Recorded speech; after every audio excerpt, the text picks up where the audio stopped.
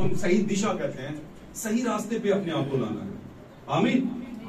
आपको कोई भी नहीं बचाएगा, ये कलाम बचाएगा, कोई बंदा नहीं बचाएगा दुनिया का, इंक्लूडिंग मी, मैं भी शामिल हूं।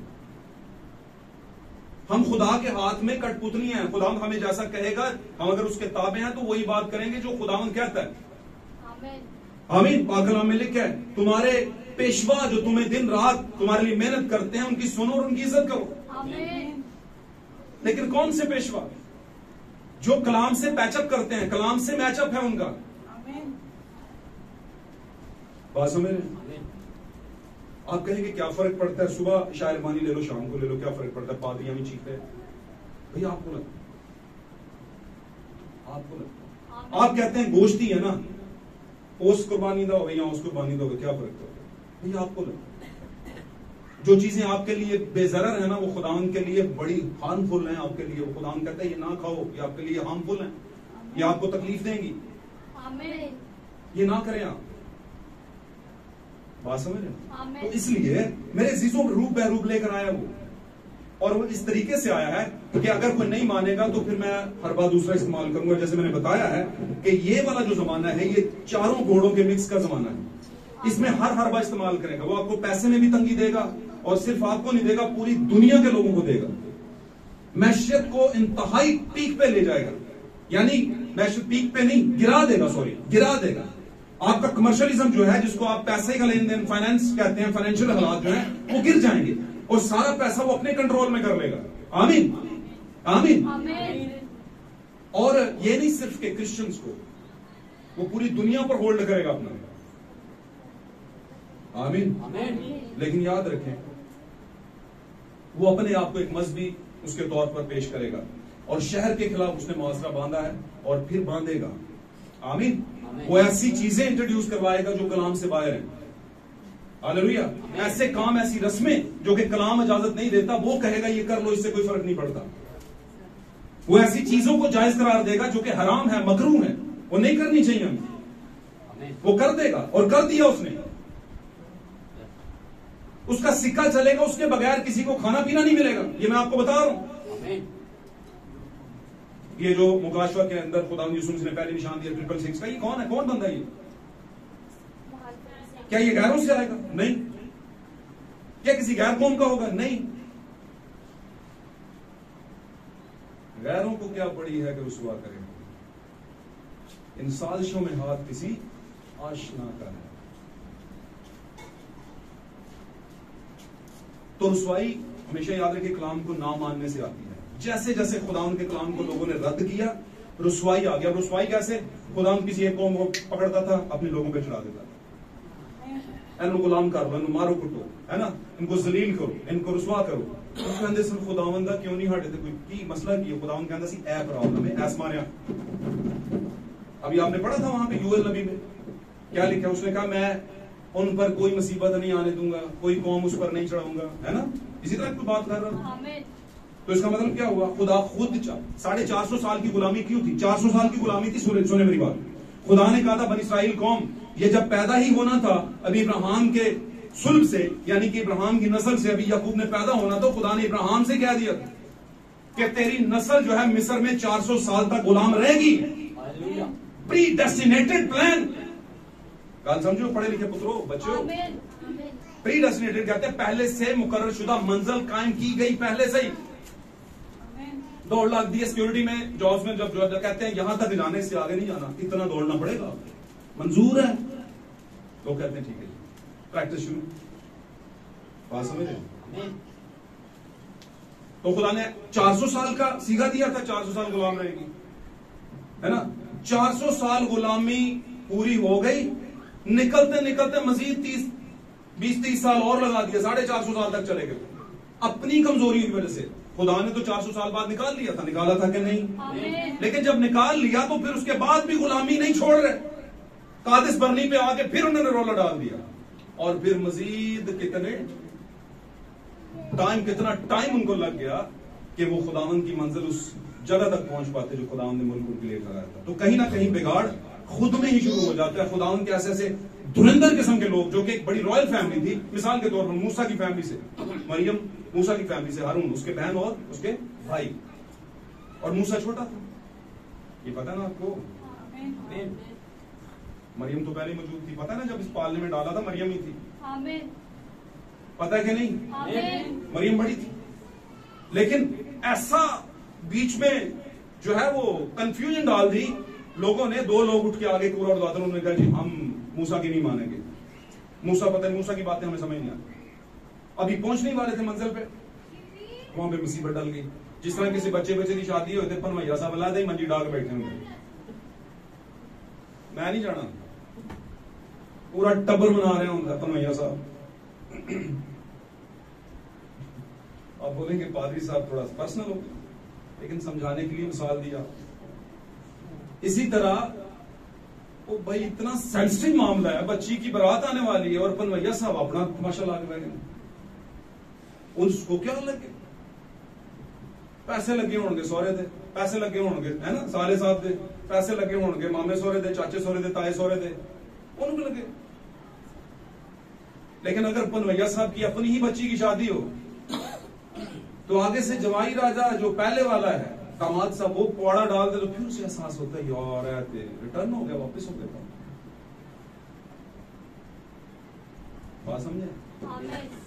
तो जब मंजिल पे पहुंचना होता है तब कोई ना कोई तमाशा लगता है, और वहीं पे तमाशा लगा और वो रह गए पीछे। पूरी की कौम पीछे, पूरी की पूरी कौम क्या होगी? मर गई। 400 साल का वादा था, 400 साल पूरे करने थे खुदावंद ने। आमीन। इसी तरह खुदावंद ने जमीन पर कुछ चीजों का वक्त रखा होता था, जमानों का वक्त रखा था, और कलीसिया ट्रिब्यूलेशन में जाती थी, लेकिन खुदा अपने बीच को अलग कर लेता था। हालेलुया। उस बादशाह ने दमदमे बांधे, और जब दमदमे बांधे यानी कि उसके खिलाफ 100 तरह के वकूए बनाए कि इस छोटे से शहर को तबाह किया जाए, तो लिखा है वहां पर एक मस्कीन और कंगाल शख्स था, लेकिन हिकमत रखता था। उसका वर्ल्ड चर्चिस काउंसिल में नाम नहीं था, उसका मोहल्ले की बड़ी कमेटी में नाम नहीं था, उसको ज्यादा लोग जानते जुनते नहीं थे, वो इतना फेम किस्म का बंदा नहीं था, लेकिन एक बात थी कि उसमें कुछ उसके जमाने की हिकमत थी। वो अपने जमाने को पहचानता, उसे पता था कि ये नाश्ते का टाइम नहीं है, ये कौन सा टाइम है? डिनर का टाइम, ये सफर का टाइम है, और आखिरी खाने का टाइम है, और ये आखिरी खाने खा रहे हैं। ये भेदों से बढ़कर आगे कोई आखिरी खाना आने वाला नहीं है, ये आखिरी खाना खा रहे हैं, और ये खाना सिर्फ खुदावंद के लोग जिनको मुनासिब है, मुनासिब तरीके से आगे खाएंगे। इस भेद को रख लें आप। इशायर बानी अपने अंदर एक बहुत बड़ा मुकाशवा रखती है, रेविलेशन रखती है। आमीन। और रेविलेशन ही रेवोल्यूशन लेकर आते हैं। अब रेविलेशन क्या है? मुकाशवा। और रेवोल्यूशन क्या है? इनकलाब। मुकाशवा जिसके पास है, मुकाशवाती लोग ही इनकलाब लेकर आते हैं। और इनकलाब किसे कहते हैं? बेदारी को। हालेलुया। उस बादशाह ने, वो जो शख्स था उसी शहर के अंदर कंगाल था, और उसके पास कुछ भी नहीं था किसी को देने के लिए, लेकिन हिकमत थी, और उस हिकमत से उसने उस शहर को क्या कर लिया? बचा लिया। लेकिन लिखा है कि लोगों ने उसकी हिकमत को फरामोश कर दिया, हकीर जान। और फिर सुलेमान कहता है, आवाज कहता है कि फिर मैंने देखा जमीन पर कि हिकमत जोर से बेहतर है। यानी जोर से जो काम नहीं होते वो अकल से हो जाते, हिकमत से हो जाते। लेकिन फिर भी हकीम जो है, हाकिम, हिकमत रखने वाला जो शख्स है, उसकी तहकीर होती रहती है, लोग उसे पसंद ज्यादा नहीं करते। तो क्या ये बात कहीं ना कहीं हमारे लिए भी है? हमने इसमें से कौन सी तस्वीर को लिया? क्या हमारे ऊपर इंप्लीमेंट करती है ये तस्वीर? क्या कहीं ना कहीं हम भी इस मामले का हिस्सा तो नहीं? आप कह सकते हैं हाँ हम हिस्सा हैं, हम शहर, लेकिन क्या उस शहर के वासियों ने जैसे उस शख्स की रिस्पेक्ट नहीं की, क्या हम भी नहीं कर रहे? क्या हम अपने जमाने के नबी की रिस्पेक्ट नहीं कर रहे? क्या हम अपने जमाने के भेदों की रिस्पेक्ट, जो हिकमत के भेद है, नहीं कर रहे? क्या हम उन बातों की, उस कलाम की रिस्पेक्ट नहीं कर रहे जो खुदावंद ने हमारे शहर को बचाने के लिए किया है? आमीन। हमें जरूर ही इसकी इज्जत करनी है। मेरे अजीजों, खुदावंद के कलाम में लिखा है जो आदमियों के सामने मेरा इकरार करेगा, मीन्स के कलीसियाओं के सामने कहेगा कि हाँ मैं सच के साथ खड़ा हूं, तो मैं भी अपने बाप के सामने उससे नहीं शर्माऊंगा, मैं भी कहूंगा ये सच के साथ खड़ा था और मैं इसके साथ खड़ा हूं। Hallelujah, hallelujah, hallelujah.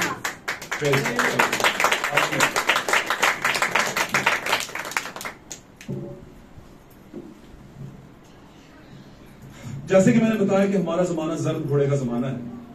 4 तरह की अरवा इसमें काम कर रही है और ये सख्त अरवा है। आमीन।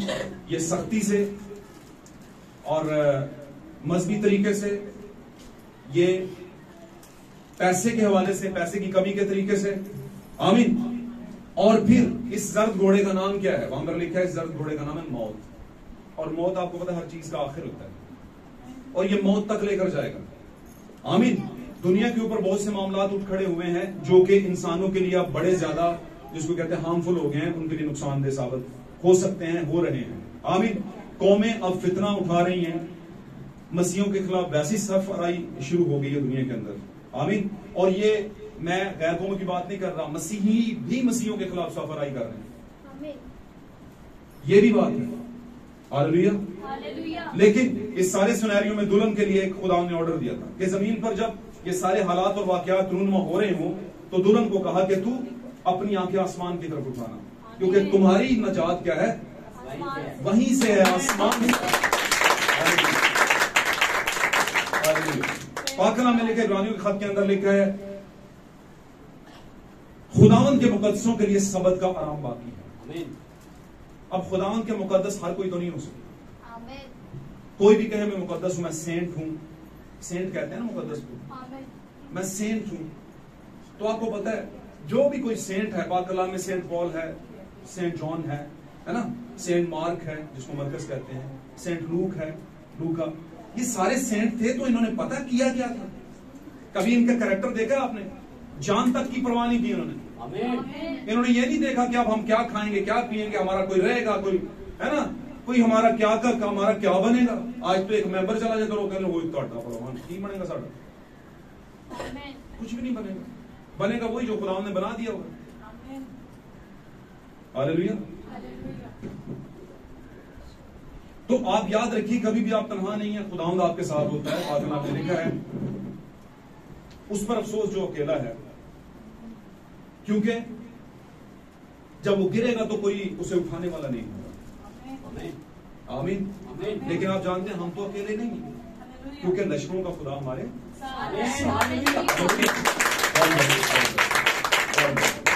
मेरे अजीज, हमें अपने ऊपर गौर करने की जरूरत है। आज का हमारा मौजूद था ट्रैबुलेशन पीरियड, मुसीबत की घड़ी। आप देखते हैं दुनिया भर में मुसीबत खड़ी हो गई है। हर लम्हा के अंदर, लम्हा ब लम्हा हम सोचते हैं कि हम हमारे साथ पता नहीं क्या हो जाएगा, लेकिन हमने कभी भी ये नहीं सोचा कि इस लम्हा ब लम्हा में हमने दुआ में टाइम ज्यादा गुजारना है। आमीन। जुएल नबी के सहीफा में यही कुछ लिखा है कि आप हमें क्या करना है, अपने आप को दुआ में लेकर जाना है, मुकद्दस महफिलें फराहम करनी है। आमीन। बुजुर्गों को जमा करना है, हर बच्चों को भी जमा करना है, मुकद्दस मजमा फराहम करना है, नरसिंगा फूंकना है। अब नरसिंगा, अच्छा कुछ कलीसियों में नरसिंगे फूंके जा रहे हैं, माय गॉड, हैरत की बात। बहुत सी कलीसियां आप ही इसी दुनिया में, इस्लामाबाद पिंडी में है, पंजाब में है, बड़ी जगहों पे, पाकिस्तान के, पूरी दुनिया के अंदर वो कहता नरसिंगा फूंक रही। तो क्या यीशु मसीह ने ये नरसिंगा फूंकने का कहा?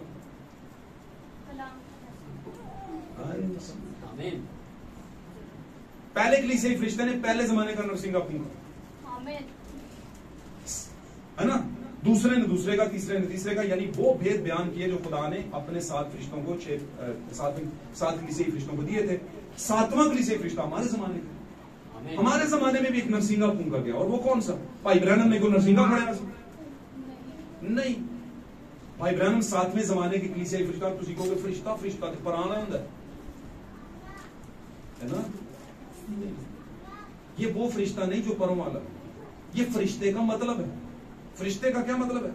पैगाम लेकर आने वाला। आपके जमाने का या हर जमाने में जो खुदा उसे पैगाम देता है वो जाकर देता है अगले बंदे को। तो हमारे जमाने में परों वाले फरिश्ते नहीं आते। हमारे जमाने में 7 कलीसियाई जमानों में 7 तरह के लोग आए हैं। पूरी सदी के अंदर एक फरिश्ता आया है। आमीन, आमीन। और उस फरिश्ते का मतलब है खुदा का एलची, खुदा का पैगंबर, खुदा का कासिद।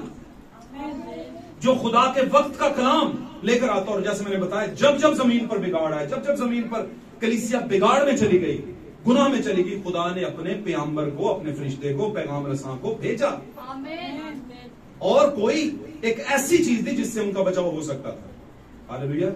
इसलिए हमारे जमाने में भी आया। आमीन। और हम अपने जमाने की चीज के साथ खड़ा होना हमें ज्यादा जरूरी होता है, हमें उसके साथ खड़े होना है। हालेलुया। अच्छा, वो चीज चाहे दुनिया को अच्छी लगे या ना लगे। अब यीशु मसीह बनी इस्राएल को अच्छा नहीं लगता था, ऐसा ही है ना। यीशु मसीह को वो कहते थे वो नासरत का है, नासरत से तो कोई अच्छी चीज निकल नहीं सकती। ईसा नगरी नहीं, ईसा नगरी से तो कोई बंदा सही नहीं हो सकता। पठाने कालम जो सारी शराबी। अच्छा, ओ कलूनी, हर बंदे, हर कोई लोगों के मुतल्लिक ये ख्यालात रखता है। लेकिन उन्हीं सारे छपड़ों में से, उन्हीं सारी गंदगी के जोड़ों में से कमल भी निकले हुए हैं। कमल भी निकले हुए हैं। खुदा ने कमल को भी वही जगह दी है। आपको पता है, कमल के जब पैदा होने की जगह छप्पड़ ही होती है। कमल किसे कहते हैं? किसी ने देखा कमल का फूल? कभी देखा हो? जिनका हाथ खड़ा करो। किताबां जी देखा हो, किताब में देखा हो फिर भी चलेगा। गुड। पिंड किदा किदा है? गुड, वेरी गुड, सही है। अच्छा, लेकिन अब के जो गांव के बच्चे हैं, उन्होंने गांव देखा भी है तो उसे चप्पड़ चुपड़ देना है, चप्पड़ रहने नहीं देता किसी। लेकिन जो हमारे वक्त के हैं, कह लें कि थोड़े से पीछे के लोग हैं, उन्होंने गांव में छप्पड़ देखे। बल्कि गांव जाते वक्त भी ना, रास्ते में जो गांव आते थे, गाड़ी गुजर रही है ना, तो साइडों पे बड़े सरकंडे, बड़े वो नदी नाले, बड़ा कुछ आता था, छप्पड़ वपड़ बीच में है ना। तो पुराने से पुराना पानी जिसपे हरा हरा जमा होता है, काई टाइप का, उसमें कभी कभी एक फूल खिला होता है, ऐसे ऊपर पड़ा होता है कि नहीं? उससे कमल कहते हैं। और कमल पे बहुत से अफसाना नगारों ने बहुत कुछ लिखा है। हालेलुया। कमल पर बहुत से लोगों ने बहुत कुछ लिखा है। और कमल अपनी अफादियत छप्पड़ में भी नजर बताता है कि मैं भाई छप्पड़ च नहीं, छप्पड़ च है जरूर, लेकिन छप्पड़ का हिस्सा नहीं है। छप्पड़ वाले नीचे, वो गंद बला नीचे है, लेकिन मैं उनसे निकलकर ऊपर आ गया हूं। आमीन। हालेलुया। मैं खुदा की हुजूरी में आ गया।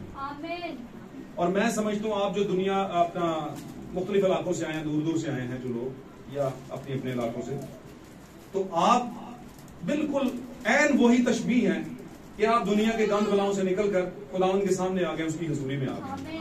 हालेलुया। और खुदावन फिर, और जब एक कमल निकलता है उस गंद में से ऊपर आता है, तो फिर ऊपर एक सूरज होता है, यानी यीशु मसीह होता है, आफ्ताबे सदाकत। और उस किरणों से ये फूल कलियां, आप जानते हैं जितने भी हैं दुनिया के पौधे, पेड़ पौधे की फूल कलियां, ये सारे सूरज की गर्मी से खिल जाते हैं। सूरज के अंदर वो ताकत होती है कि वो उन फूलों को खिला देता है। हालेलुया।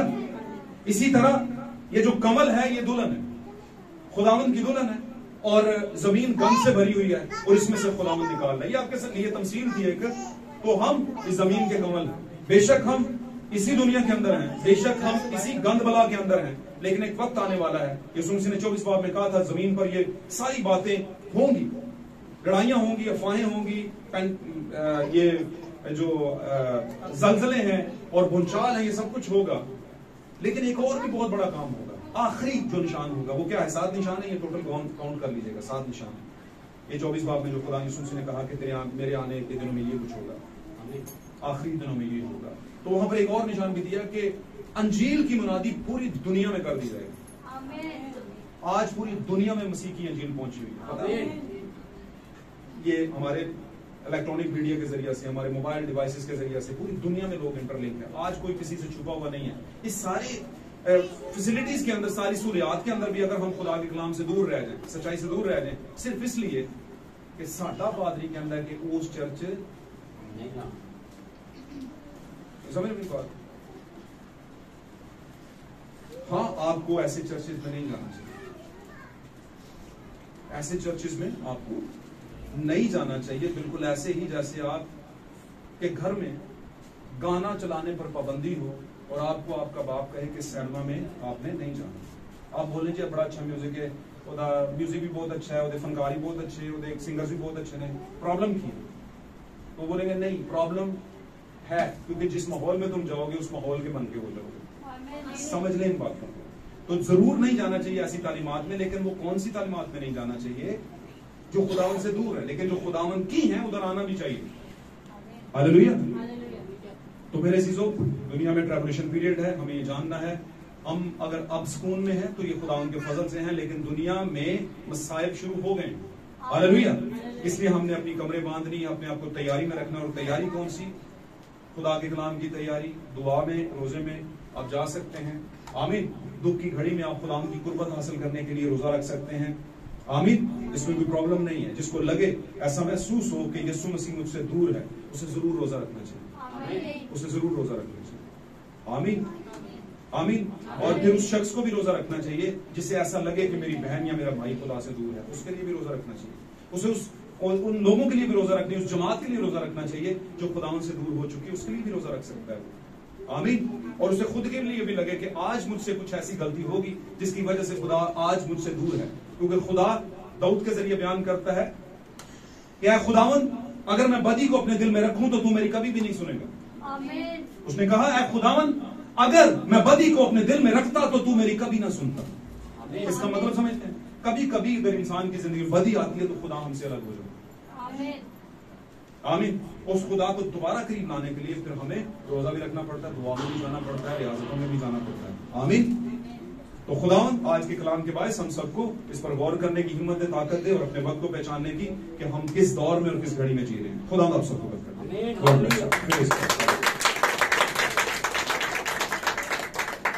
आए मेरे सिस्टर, हम सब अपनी आंखों को बंद करें, दुआ